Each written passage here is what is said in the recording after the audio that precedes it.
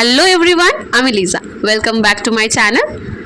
তোমরা সবাই কেমন আছো? আশা করি তোমরা সবাই অনেক ভালো আছো। আজকের দিনটা আমি সকালে একটা ডিলিশিয়াস ব্রেকফাস্ট দিয়ে স্টার্ট করলাম, সেটি হলো উত্তাপা। আমাদের বাড়িতে মাঝে মধ্যেই এটা ব্রেকফাস্টে হয়ে থাকে, আর আমার খেতে খুবই ভালো লাগে। তোমাদের সাথে একটু ভিডিও ক্লিপটা শেয়ার করলাম, আর তোমরাও দেখো ঠিক কেমনভাবে আমি করছি।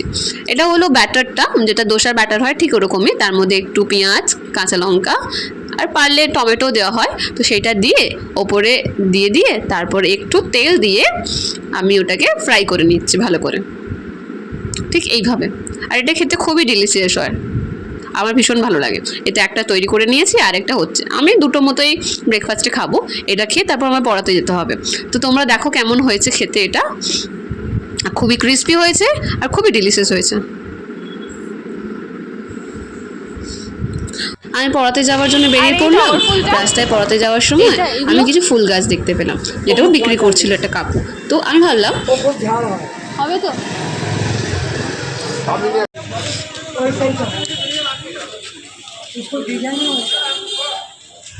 কিন্তু এখন ফুল গাছ নিয়ে তো পড়াতে যেতে পারবো না, তাই জন্য কাকুটাকে বলে আসলাম যে এই দুটো ফুল গাছ তুমি আলাদা করে রেখে দিও, আমি পড়িয়ে যাওয়ার সময় নিয়ে যাব। তো আমি স্টুডেন্টের বাড়িতে চলে এসেছি পড়ানোর জন্য। তো আমি ওকে পড়িয়ে নেবো, পড়িয়ে নিয়ে ফুল গাছটা নিয়ে যাবো। অনেকদিন ধরে ইচ্ছা করছিল ফুল গাছ লাগাবো বলে, কিন্তু হয়ে উঠছিল না, আমি সময়ও পাচ্ছিলাম না। তো ভাবলাম আজকে কিনে নিয়েই যাব। তো স্টুডেন্টকে পড়াচ্ছিলাম, ওকে কোয়েশ্চেন আনসার লার্ন করতে দিয়েছিলাম, সেটাও লার্ন করছিল। আর ওকে লিখতে দেবো প্রায় আমি 1 hour 30 minutes মতো পড়িয়ে নিয়ে তারপরে আমি বেরোলাম। আজকে আমি খুব হ্যাপি আছি, কারণ ফুল গাছ নিয়ে বাড়িতে যাব। আর আমার মাও ভীষণ ভালোবাসে ফুল গাছ। তো তোমাদের সাথে আমি ভিডিও ক্লিপগুলো শেয়ার করছি, তোমরাও দেখো। ওই জবা ফুলের গোলাপিটা 60 টাকা।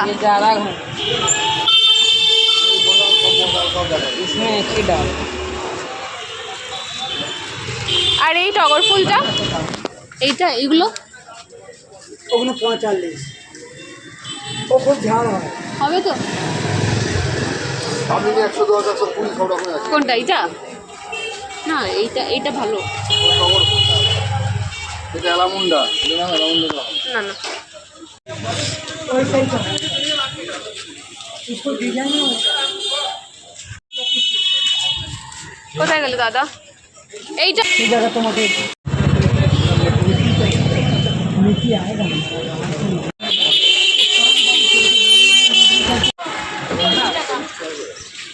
এটা তো আমার জানা কত। মাশরুম কত করে? মাশরুম কত করে? হ্যাঁ, এটা হবে না।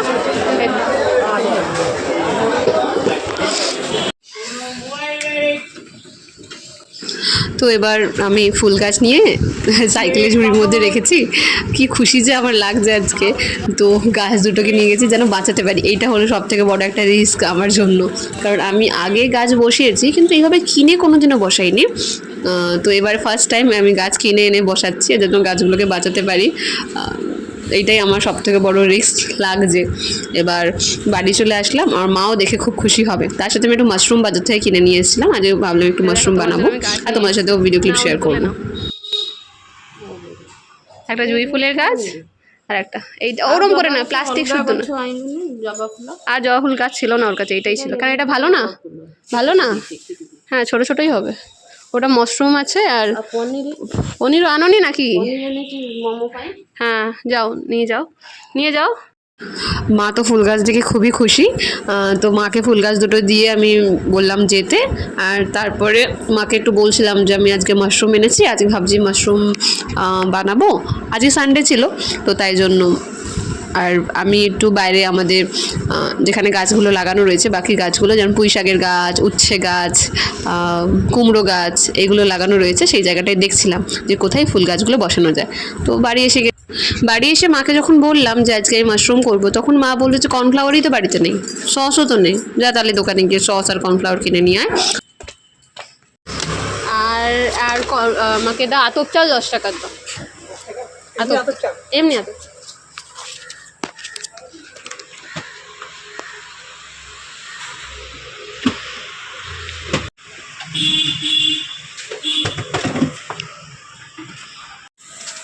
এটা প্লাস্টিকে করে দেবে? হ্যাঁ দিচ্ছি। রোদ দেখতে পাচ্ছ, চড়া রোদ। আমাদের এখানে এক মুদিখানা দোকানের পাশে একটা আন্টি বসে, যে কিছুটা সবজি নিয়ে প্রতিদিন বসে। তো আমি ক্যাপসিকাম নিতে ভুলে গেছিলাম, তো ওখানে গিয়ে ক্যাপসিকামটা নিয়ে নিলাম। কারণ আজকে আমি লাঞ্চে বানাতে চলেছি চিলি মাশরুম। আমার খেতে এখন খুব ভালো লাগে এটা, কারণ আমি এটা দিদির থেকে শিখেছি। তো আমি কর্নফ্লাওয়ার আর এটা সব নিয়ে চলে আসলাম। তো মা তার রসগোল্লা ছিল বাড়িতে, তো মা বললে একটু রসগোল্লা খেয়ে নে। তো আমি সেটাই খাচ্ছিলাম। আর রসগোল্লা খেতে আমার ভীষণ ভালো লাগে, আর তার চেয়ে বেশি ভালো লাগে গরম গরম রসগোল্লা, দারুণ লাগে, পুরো সফট হয়ে থাকে। তো আজকে আমি বাজার করে এই জিনিসগুলো এনেছিলাম, মাশরুম এইগুলো। এটার দামই নিয়েছে 70 টাকা। তোমাদের ওইখানে মাশরুমের দাম কত? আমাদের এখানে প্রচুর দাম মাশরুমের। এটা মাঝখানে 100 টাকা হয়ে গেছিলো, তো এখন একটু কমেছে অবশ্য। আর কিছু গাজর আর একটু বাঁধাকপি নেওয়া হয়েছিল মোমো করবো বলে। তো আমি তো মাশরুমটা কীভাবে কাটবো, কী করবো, তোমাদের সাথে ভিডিও ক্লিপ শেয়ার করি। আর এই সম্পূর্ণ রেসিপিটা আমি কিন্তু আমার দিদির থেকে শিখেছি, কারণ আমি আগে জানতাম না কেমনভাবে কী করতে হয়। আমি দিদির থেকে শিখেছি, আর দিদির প্রথম আমাকে খাইয়েছিল। তো তারপর থেকে আমার এতটাই টেস্টি লেগেছে, তো আমি এটা মাঝে মধ্যেই করে খাই। তো এইভাবে মাশরুমটা কেটে নিয়েছি। ও তার সাথে একটু পেঁয়াজ, ঠিক যেমন চিলি মাশরুম করি বা চিলি চিকেন করি বা চিলি পনির করি, যেমনভাবেই করি, তো সেইভাবে পেঁয়াজ একটু কেটে নিলাম। আর ক্যাপসিকামগুলোকে একটু সরু সরু করে কেটেছি।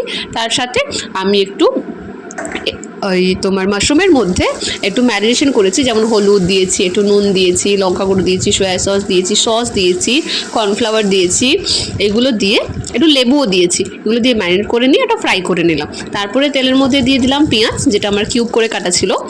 তো ওগুলোকে ফ্রাই করে নেবো হালকা, বেশি ফ্রাই করবো না, হালকা ফ্রাই করে নেবো। করে নিয়ে একটু ক্যাপসিকাম অ্যাড করে দেবো, দিয়ে ওটাই ভালো করে ফ্রাই করে নেওয়ার পরে চিলি চিকেন বা চিলি পনিরে কিন্তু আমার ক্যাপসিকামগুলো একটু কিউব মতো করে কাটি, কিন্তু এটার ক্ষেত্রে আমি একটু সরু সরু করে কেটেছি, কারণ আমার দিদি আমি এইভাবেই কেটেছে, তাই আমি এইভাবেই কেটেছি। এর রিজন কি আমি জানি না, তো এইভাবে করলাম। খেতে খুবই ভালো লাগে, তোমরা বাড়িতে ট্রাই করতে পারো।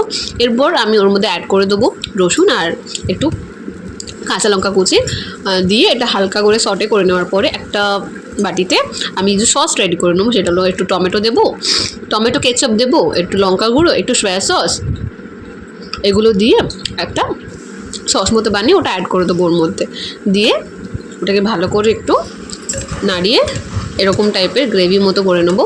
দিয়ে তার মধ্যে একটু থিকনেস আনার জন্য একটু কর্নফ্লাওয়ারটা আমি জলের মধ্যে গুলে নিয়েছি, দিয়ে ওটা অ্যাড করে দিয়েছি। আর তার মধ্যে যে মাশরুমগুলো আমি ফ্রাই করে রেখেছিলাম সেগুলোকে অ্যাড করে দিয়েছি। দিয়ে এটা ঠিক এরকমভাবে দেখতে লাগছে। এবার দেখো এটা কতটা ডিলিশিয়াস লাগছে। তোমরা বাড়িতে এভাবে ট্রাই করো আর আমায় কমেন্ট করে জানিও।